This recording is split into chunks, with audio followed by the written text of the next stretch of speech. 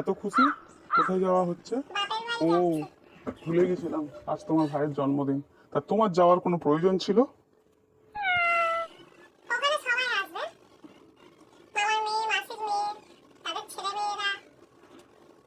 নিশ্চয়ই দূর সম্পর্কের মামার ছেলেটাও আসছে। তোমার ভাই নতুন চাকরি পেয়েছে, তাকেই বলো গাড়ি বুক করতে। আমি পাঠালে কিন্তু অটোতেই পাঠাবো। বিনা কারণে তুমি সেজেছো।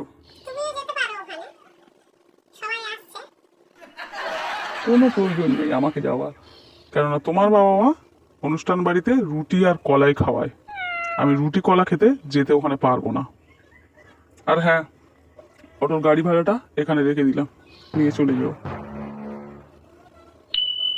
20 টাকা বেশি দিয়ে গেলাম। ভাইয়ের জন্য কোনো কিছু কিনে নিয়ে যাও, পানি ফল নাহলে কলা, ওটা তোমার বাড়িতে কাজেই লাগবে।